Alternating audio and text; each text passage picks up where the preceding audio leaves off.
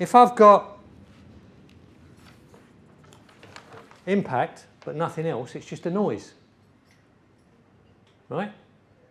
Explosion's got impact. I don't know what the fuck it wants. Yeah? A fart has got impact. I don't know what it wants. Yeah? If it's got impact and communication, okay, but I need to know, should I do it? Should I care? If it hasn't got persuasion, nothing happens. If it's got persuasion, but it hasn't got impact or communication, well, I'm not going to do it because I don't know it's there. You might have the most convincing argument in the world, but if I don't hear it, nothing can happen. Yeah? So you need those three elements. This is not rocket science. This is pretty obvious. All I'm going to tell you is the stuff you knew in your everyday life before you got into advertising and got confused. You go back to how you were, to how punters are, that's where the power is. Simplicity and clarity. And if you're when you're a little baby, it's born, from the day you're born, what does a little baby do? When it's uncomfortable, it cries. Why does it cry? To get its mum's attention. So it cries, the mum comes over and looks at it, it's either red, or it's green, or it's blue, or the mum will look at it and the mum will know what it wants. It either wants its nappy changing, or it wants burping, or it wants feeding, according to how the mum knows that. She looks at it. So now, the mum knows she doesn't want the baby to feel uncomfortable, so she's persuaded to do whatever it is. That's a pretty simple communication. Yeah? Anything, I've got to get on the radar, I've got to be clear about what I want, and you've got to be persuaded. So, this is everything. I sit at home, if I'm sitting at home at night and I'm watching telly and I want a cup of tea, I want the wife to make me a cup of tea. It isn't going to work if I sit there and send out thought waves. Yeah? What I've got to do is get on the radar. I've got to say, Kath. And eventually she'll go, yeah, what? So I've got impact, but at the minute I haven't got anything else. Yeah? Now if I say to her, ich komme die Jahr nicht gehe umbestrachen, nothing's going to happen because we haven't got communication. I've got to say, Kath, yeah, make us a cup of tea. Now, unless she can see a reason why she should, that isn't going to happen. So I'll say, Kath, make us a cup of tea and I'll put the garbage out. And if she thinks that's a good deal, she doesn't want to put the garbage out. Smelly. So she'll think, yeah, that's fair enough. Of the two, I'd rather make a cup of tea. So it's standard, isn't it? We just had a conversation there. There's a Shetland horse. It's got impact. We're all talking about it. The fuck's it for? Given that we don't know what it's for, we can't possibly be persuaded to go out and buy a mobile phone. Yeah? Yeah. So why is impact bigger, do you reckon? Because it's easy to make impact, it's hard to persuade? No, impact is bigger because of what we previously... Well, I think it funnels down. Yeah. And remember where we started. I haven't got numbers, but remember where we started. 4% remember positively, 7% remember negatively, 89% isn't noticed or remembered. So on the kindest, most generous rating, we can see that at least 90% of advertising fails here. That's why that's bigger. 90% of advertising dies there. So now, in ad agencies and in planning departments and in marketing departments at the client end and in research departments, where is all our focus? Everybody's there. And we're arguing. I've had it today. I've been in a client meeting today. I had to come back, had to leave in the middle of a meeting to get back here. All of our conversation is here. What should our messaging be? What should we be saying? What should the tone of voice be? Who is the brand? What are we talking about? Blah, blah, blah, blah, blah, blah. The most important sentence on the brief is never written on the brief. I've never seen it on a brief and I don't know anybody who ever has. What's the most important sentence on the brief, given what we now just know? To an ad person, what's the most important sentence on the brief? How do we get noticed? This advertising must be noticed. Never ever, in all the years I've been in the business, in the UK and in the USA, seen that written on a brief. Can I ask, you talk like this always has to be in one hit, in one go. But a lot of the stuff, take for example the pony and the horse. If that's about making impact to start with, then isn't it not just a bit of a conversation over that can then be picked up at other points, or does that have to be all done in 30 seconds? No, of course it doesn't. Of course it doesn't. And if their logo is a Shetland pony, that's a really good ad. If they're going to follow that Shetland pony through to point of sale, if they're going to have that in the front of all their windows on the high street, I don't know what they're doing. I'm just talking about that ad. Who knows what their communication strategy is? Who knows what they're doing online or anywhere else? I'm talking about that ad. Yeah. The job of all of advertising, not just, we're doing this one. If they're doing that one ad in limbo and that's all they're doing, then I say it's failed. If they're doing that like meerkats as part of an entire strategy, then maybe it makes a lot more sense. So of course, but when you think like an ad person, you think bigger than that. You don't think of one ad. You think of what's the flaw in this commercial we've just done, and because we feel it's good, but we're not closing the sale. We've got impact. Everyone's talking about it, but no one knows what it's for. How are we going to fix that? Because that impact's really too good to waste. So how are we going to fix that? Maybe you'd have a conversation like that. I don't know the answer. I haven't got pat coffee table answer. Everything I'm talking to you tonight is the parameters within which to have a discussion. To make sure you've discussed all this before you... I can't give you the answers. I can just give you everything you need to be thinking about. Is it not like with all the different channels that we have now that more and often they're being split into two-phase processes? So actually, back when you'd have your 30 seconds and that would be pretty much it. But now you've got all the... even some ads direct people to social media, and I know you're probably saying that's not the point of it, but it still allows you to have enough impact to start a great conversation or to make people like it or like the brand immediately, feel good about it. And then, because a lot of what I've seen on Twitter is, I like the ad for that, but I don't get what it's saying. And a few people that I've asked said, I don't really get the point of it. But when that comes later, it's almost getting people inspired and interested or excited about it or talking about it. Well, you're already convinced with that, but you're not in the question. See, what I'm saying to everybody is we need to live in the question. You're coming at it out of an answer. Yeah. I'm living in the question. We can close down the question any time and have an answer. But if we come at it with a closed mind, there's no point in having the debate. Then it's just, I say black, you say white. See, Cadbury's Gorilla worked really well, yeah? So I was talking to a really good planner about that. And I was saying, why do you think it worked? And the planner, really good bloke too, really good planner. He said, well, I think it worked because the thrill of the gorilla drumming was similar to the thrill of the first hit you get when you bite a bar of chocolate. Now, hey, that's what ordinary people think about the job we do, not planners. That's the planner behaving like people think we are, just wankers. Now, do you know why that worked? It had nothing to do with no. But see, that's where I mean you need to live in the bigger question of why that worked. Don't just go and talk to your client. Don't just talk to the marketing people. When you talk to a client, talk to the MPD people. Talk to the delivery truck drivers.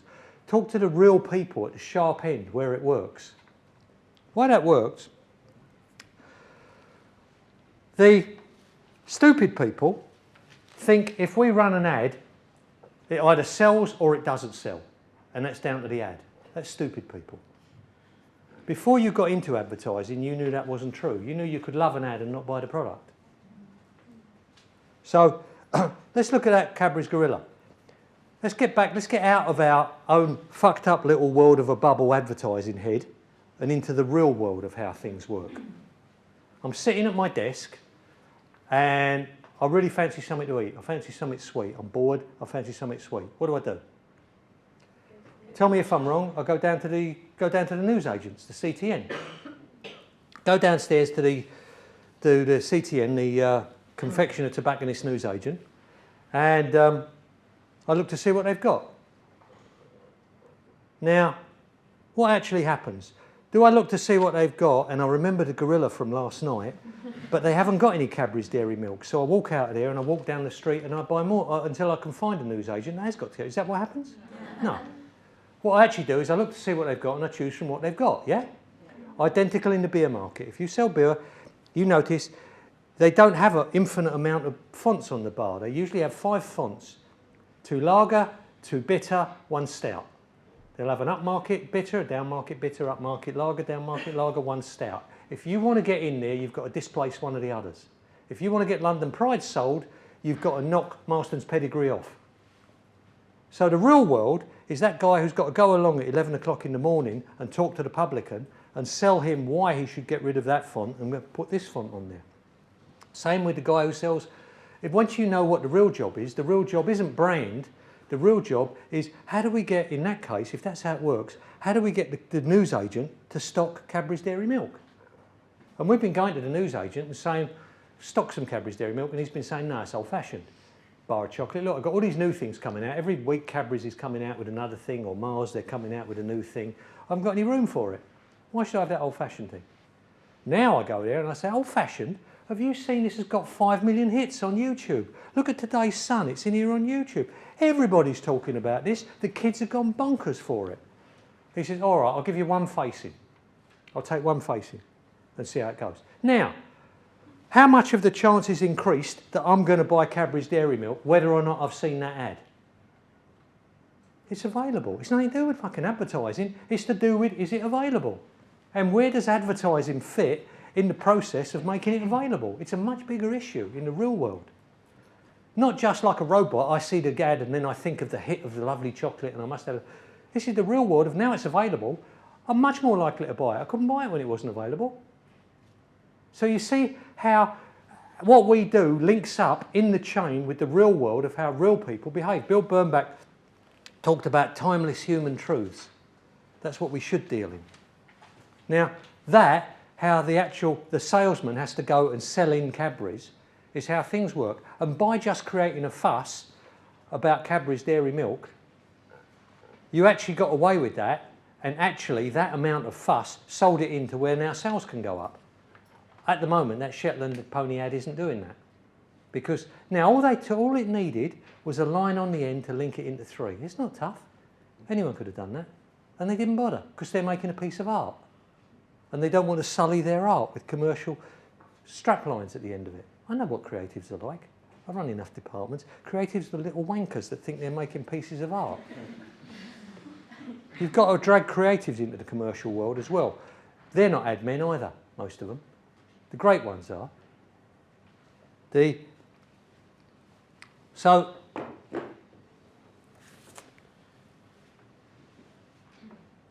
if we accept this, that the problem's here, and this is where admin live, and so now the good part is if I was once talking to Martin Bowes back about when I was at BMP. You won't remember BMP now, but this is where planning was launched. When I was a junior there, it's where planning started. And the purpose of planning was very different then to what planning has become now is just research and branding. They even call themselves brand planners. They don't call themselves planners anymore. Just brand. The answer's brand. Now, what's the question? Planning was originally much bigger than that. Planning was the creatives are just worried about winning awards. The accountmen are just worried about keeping the client happy. Who's actually looking at the bigger issue, the bigger opportunities, the threats, the strengths, the weaknesses, the opportunities, the threats? Who's doing that? That's what planning was originally. A much bigger thing, much more exciting. It's become to be, as I say, just brand, which is one of your options. But planning has reduced itself down to just brand. And but Martin at the time, I was saying to him, I was a junior there, and I was saying, what makes our agency different then, Martin, if we're selling it? And Martin said, well, the other agencies, some agencies like CDP was the big creative agency then. He says CDP do work that is visible but irrelevant. Thompson's do work that is relevant but invisible. Here, we do work that is visible and relevant. And I thought, well, of course you'd say that. Everybody would say that. The worst agency in the world would pretend that's the way it was. Of course you'd claim that. But let's look at the real world. Everybody claims visible and relevant. Right? Everybody claims that. You're not doing it, but you claim it. Now, in the real world, if we had an infinite number of monkeys and an infinite number of typewriters, everything we do would be visible and relevant. But in the real world, what we've got is an air date. And coming up to an air date, we might not be able to do both. Now, if we can't do both, and that's the commercial reality, do we choose the visible irrelevant, or do we choose the relevant invisible?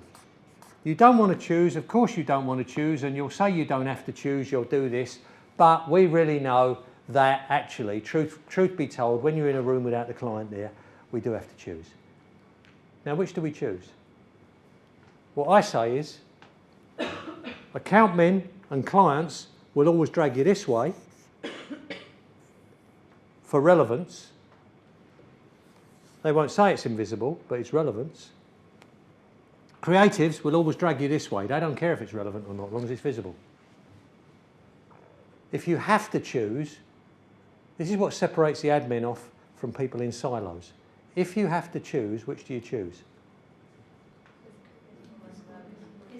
You have to choose the visible irrelevant, because without that, nothing else happens. If you don't get past that barrier, nothing else happens. So at least what the Shetland pony's got is visibility. Problem with it is it's referred to as the Shetland pony ad. It's not doing these stages, but it has got this stage.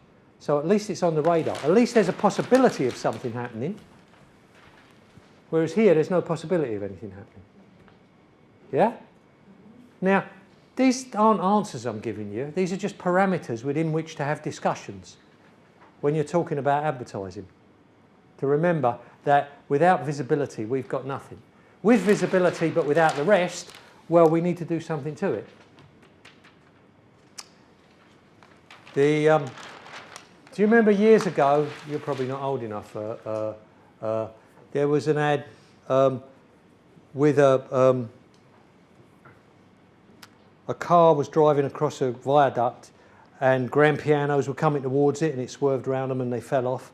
Then the car was driving towards these little tiny black kids and they were rolling ball bearings at it and it swerved around them and drove off. Then there was a big fat golden man throwing water at them and it swerved around it and it drove off. Do you remember that? Do you all remember what it was for? Most people remember it as Audi or Volvo, but it was Dunlop, yeah. Now the problem with that was it didn't have any branding. It had brand, but it didn't have branding. They had decided the brand was stylish, classy, and it was all mainly the creatives wanting to win awards, and it did. It won a lot of awards for being beautifully shot, surreal. In those days, the fashion was all to be surreal. So now what I was saying to the guys at that agency is, without changing the frame of that, you could have, just by looking in the real world of how people buy their tyres, you could have actually made that a hard-working ad. What people don't do is buy tyres as a style purchase. You've done a really stylish ad, cost £500,000 in that money, so near £1 million nowadays. Really, really stylish ad, won every award there is, and that's not how people buy tyres. What have you got on here? Michelin's? Take them off. I'm a Dunlop man. You think anybody is, when they buy an Audi or a Volvo, whatever, a Mercedes, are going to go around and look at the tyres and take them off if they're not Dunlops because I want something stylish? No? Pretty fucking stupid for professional advertising people to do that, right? That's creatives. And I was saying to them, all you needed to do, just with a little bit of thought of how the real world is. They didn't like this because they were worried it wouldn't win so many awards. But I was saying to them, if you look at how people actually buy tyres,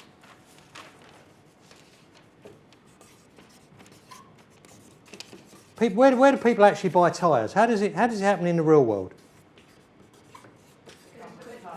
Huh? Tyres are a distress purchase. I've had that. I'm amazed how many clients don't even know the difference between an FMCG, a consumer durable, a distress purchase. How people act differently. Like, tyres are a distress purchase. You don't wake up in the morning and think, do you know what I really fancy today, buying some tyres? What happens, correct me if I'm wrong, you get a puncture, you go along to Quick Fit, you say, I need a new tyre. And the guy says, well, what do you want? And you say, well, what do you recommend? And he says, well, you've got cross plies, or you've got radials. You're going to need one of them. And you say, well, what do you reckon? What? And he'll pick a brand and he'll put them on your car, right? So we look at what we ought to be affecting is the point of purchase. If our ads don't work, how are we going to do that?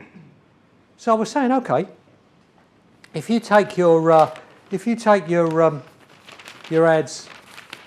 that you've got, and you've got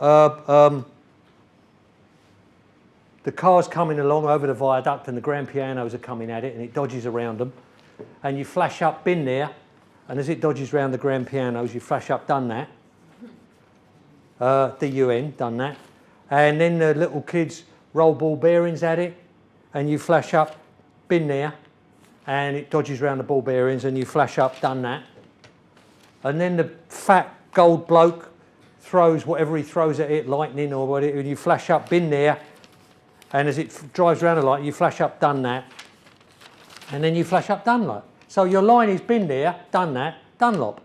Now, that could knock on then to, you can imagine those calendars with naked birds on that all the mechanics like to have around their garages. You could have one of those with been there, done that, Dunlop on it. They could have T-shirts with been there, done that, Dunlop on the back. You could follow that right through to point of sale. So you're taking your classy thing at the consumer thing and following it right. You've got a coordinated, integrated media mix. Just by understanding how people work and how people buy tyres. Rather than just, we must have an award for these ads. Yeah?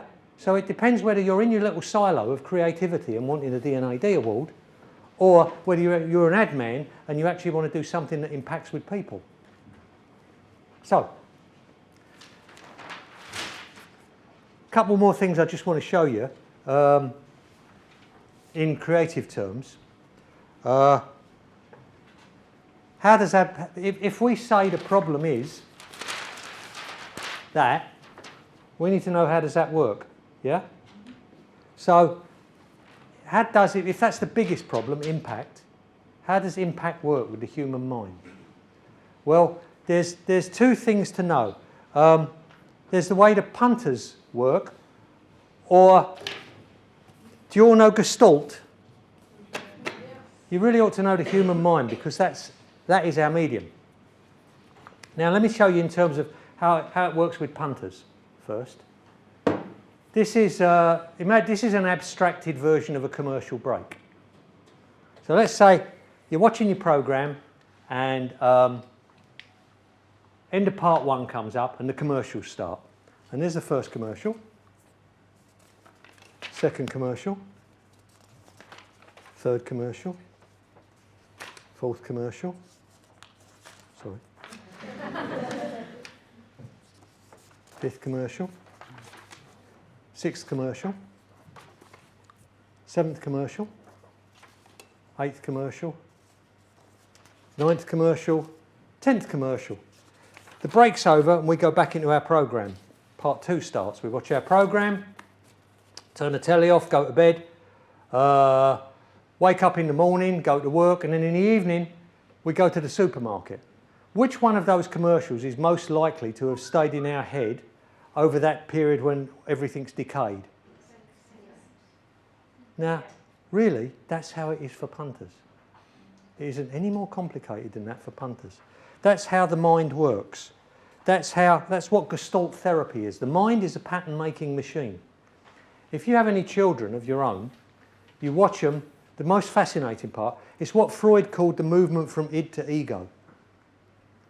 When you're born, you're in a state called id. All you know is everything. You don't know what anything is, you just know, blah. There's stuff. You don't separate noise from vision, there's just amazing stuff. And you don't know you're separate to the stuff. Everything is everything. And there's so much of it. And what your mind has to start doing in order to operate is to start sifting stuff really fast. So your mind is a pattern-making machine. Your mind runs things on patterns really, really fast. Too far. As you get from round about up to about 6 months, maybe a little earlier than that, you'll notice when children are born, they stick everything in their mouths. Everything. the crib, the blanket, their fingers, their toes. They bite everything. What they're gradually learning is if it hurts, it's me. If it doesn't hurt, it's not me. That's just a very crude how your mind works. Is, isn't. Very crude binary, how your mind works. So, and your mind does patterns. If I do that, how many digits did I hold up? 10. How do you know that? Because you didn't slowly count 1, 2, 3, 4, 5, did you? What you did is he's got 2 handfuls, that's 2 5s is 10. That's how the mind works. It's a pattern-making machine. You group things. It does it without you even thinking of it. It groups things.